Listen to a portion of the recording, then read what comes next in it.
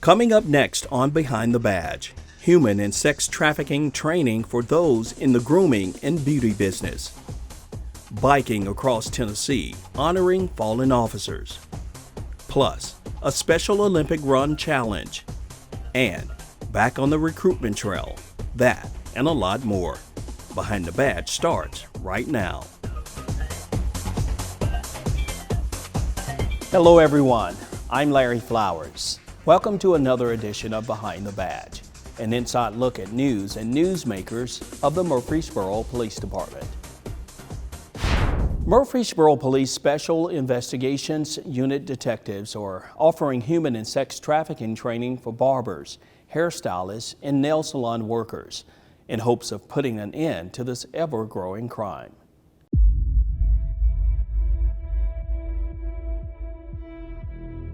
What is human trafficking? It is no secret. It isn't men snatching girls in parking lots. And it's happening every day. It's girls and women, boys and men, forced, tricked, groomed. Even here in Murfreesboro. Sold for sex or forced to work by someone, maybe even family. That's why the Murfreesboro Police Department is a supporter of the Tennessee Bureau of Investigation's It Has to Stop campaign. It's a significant problem. It's hard to put a number on it because it's so fluid, but it's over the past several years, especially with internet and social media becoming what it is has just grown. And Murfreesboro, as it's a growing city outside of a major city such as Nashville, with an interstate system and everything, it's just a good target for human traffickers to bring people here and to also recruit. MPD is now offering human and sex trafficking training for local hairstylists, barbers, and nail salon workers. Education, giving them tools and information that they can look for and be aware of that will, because they're going to see things that we're not always able to see out there. They're going to be a lot of times the first people to see something. Often, victims are brought to these establishments to keep up their appearance and to even change appearance to make the person look older. They're using them as a commodity to make what they're trying to sell. These workers are learning how to identify human trafficking victims, what signs to watch for, and how they can help and how they can report. Someone who is quite young but doesn't seem to have a parent or another guardian with them. They have a lot of times it'll be a male or another female who's much older, and they're watching over them. They don't really want to leave them. They tend to handle all of the money. When the transaction's over with, they're going to be the ones who pay a lot of times. The person's not going to want to talk a lot about what's going on in their personal lives. What are you supposed to do when you have a legitimate abuser right in front of you with an abused person? This barber hairstylist student who didn't want us to use her name says sex trafficking is a much bigger problem that she could ever have imagined. She's seeking information that could help save the next victim. If I, as a stylist, as a barber, can help be able to see what is going on and be able to make a difference, I think that's very important. TBI agents work closely with law enforcement agencies throughout the state in prosecuting human and sex trafficking cases.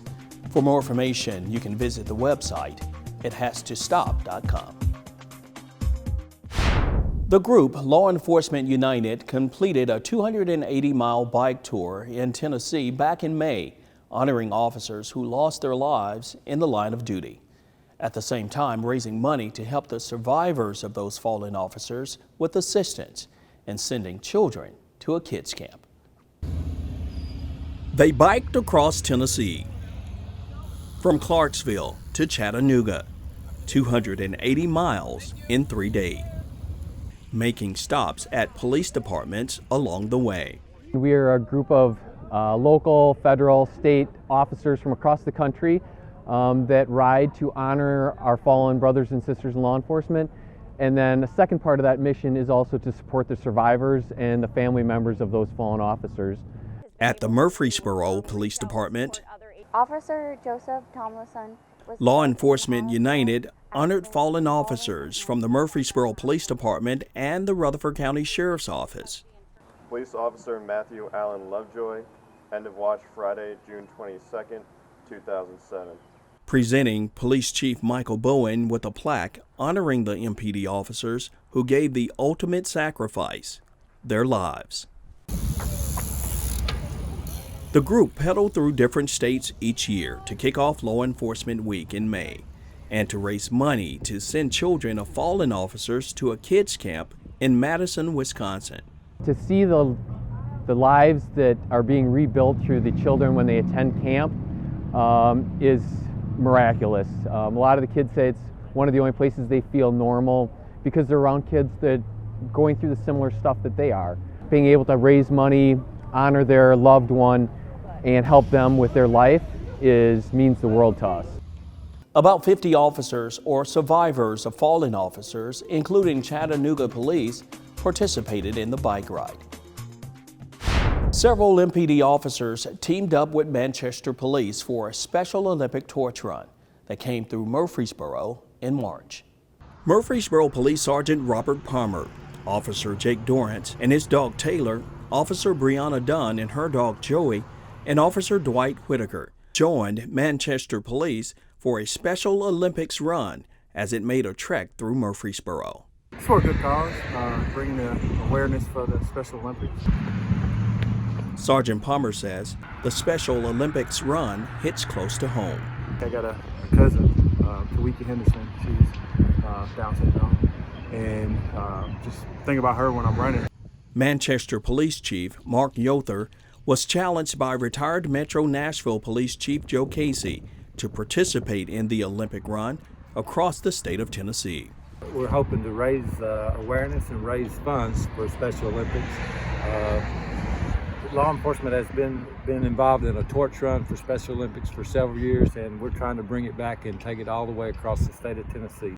On this day, the officers ran from the Manchester Police Department to the Murfreesboro Police Department and continued to the Smyrna Police Department. We're blessed with good health, and we see these young athletes that are probably the most amazing athletes you ever will meet in your life, and they're out here competing, and we want to give them those opportunities to be able to compete and to have their Olympic Games. The Olympic run ended May 26 in Bristol, Tennessee. The police department is always looking for dedicated people to grow with MPD, but the COVID-19 pandemic put a pause on in-person career fairs until now.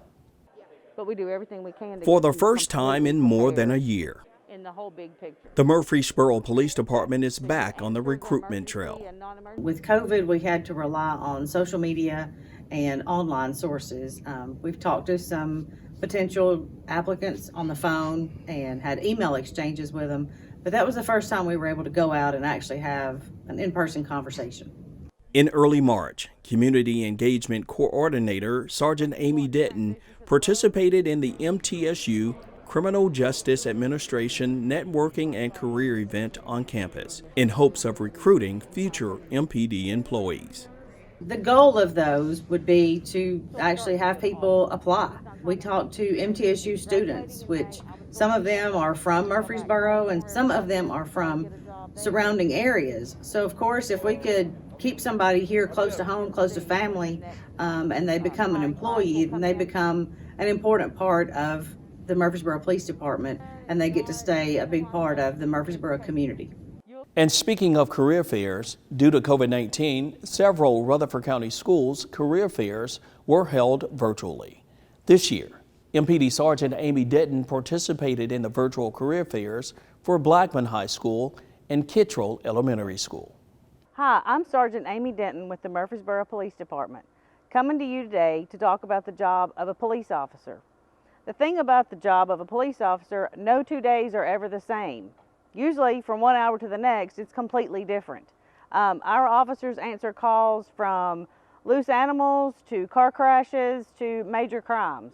If you think you want to go into law enforcement or anything in the criminal justice field, you've got to stay in school, keep your grades up, learn a second language, that never hurts, And just be a good person. Learn as much as you can. Turn off the TV sometimes because it's not as easy as they make it look on TV. To become a police officer, you have to have a high school diploma. Some college helps also. If you don't want to be a police officer, there are other jobs within the Murfreesboro Police Department. You could be an emergency dispatcher, answer the 911 calls, make sure help gets to those who need it. You could be a crime scene tech. They go out on major crime scenes, take the photographs, catalog the evidence, then come back, work in the lab, and run the test that the officers and the detectives use in the courtroom to help prosecute a suspect. I think that almost everybody should study criminal justice. We all live in a society that we want to be safe, and that means that we have to have some law and order. Even if you don't know about the career field you want to go into yet, you could go to the criminal justice classes and learn about your rights as a citizen just as much as you could learn about how to become a law enforcement officer or a criminal justice professional. For a current list of job openings, you can go to the police department's webpage by visiting murfreesborotn.gov/police and clicking on the employment icon.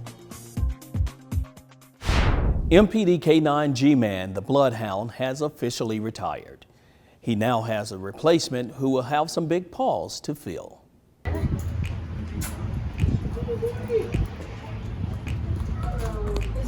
Sad retirement day.